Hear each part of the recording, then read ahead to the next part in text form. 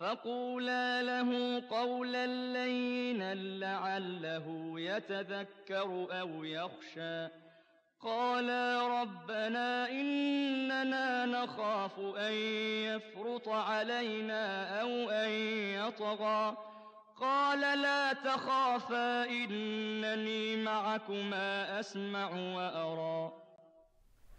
Bismillahirrahmanirrahim. Bonjour, que la paix soit sur vous. Nous avons parlé du courage de résister et on pourrait penser que tout commence là et tout s'arrête avec cette position dans le monde. Ensuite, il y aurait le processus de la réforme. En fait, il y a une autre attitude qui naît de la résistance mais qui est encore plus exigeante. Et c'est un courage qu'il faut ajouter au courage. Et c'est le courage de confronter. De confronter. La différence entre la résistance, qui est une position qui peut être sur la défensive, d'abord, confronter, c'est aller de l'avant. C'est aller de l'avant avec cette idée qu'on ne va pas laisser faire, qu'on n'est pas simplement en train de résister au mal, mais on veut le transformer, on le refuse. Avec cette formule d'Edmond Kayser un jour qui disait « il faut ne pas accepter l'inacceptable ».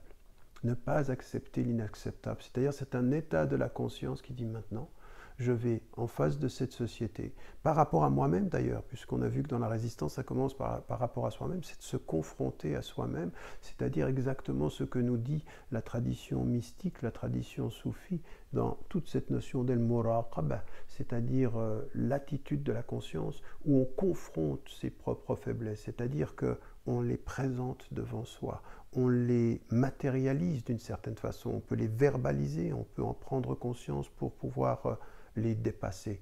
On est dans une confrontation qui n'est pas une confrontation qui est un combat malsain, une confrontation qui est un effort spirituel sain de dépassement de soi. Donc ça veut dire de se regarder avec exigence, se regarder avec vigilance, se regarder avec responsabilité. Et il en va de même dans la société. Pouvoir confronter tous ceux qui sont les représentants, par exemple, de l'éducation, confronter ce que l'on nous dit et de ce point de vue-là d'en faire la critique, c'est-à-dire ajouter à au courage de la résistance, ce qu'on a déjà vu, le courage de la critique et de la critique d'aller jusqu'au bout de cette confrontation, jusqu'au bout de ce rapport à une loi, par exemple, de confronter les injustes, de confronter ceux qui volent, de confronter ceux qui nient l'humanité des êtres humains. C'est une position et c'est une attitude qui demande effectivement beaucoup plus de courage, parce qu'en fait, la différence entre la résistance ici et la confrontation, c'est que la confrontation doit toujours se traduire par quelque chose qui est visible. La confrontation, c'est la part visible de la résistance. C'est d'être là, d'être présent et de ne pas laisser les choses se passer comme elles se passent, avec la volonté et la détermination de changer les choses, de faire en sorte que on dise non à ce qui n'est pas acceptable, que l'on ose être là, que l'on ose rendre visible sa résistance. Ce qui fait toute la différence entre les êtres humains.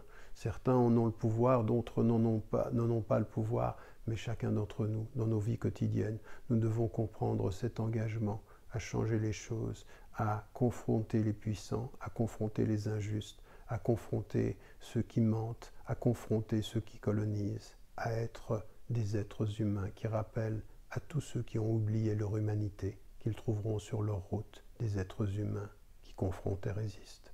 N'oubliez pas, n'oubliez jamais de dire à ceux que vous aimez que vous les aimez. La vie est fragile. قال لا تخافا إنني معكما أسمع وأرى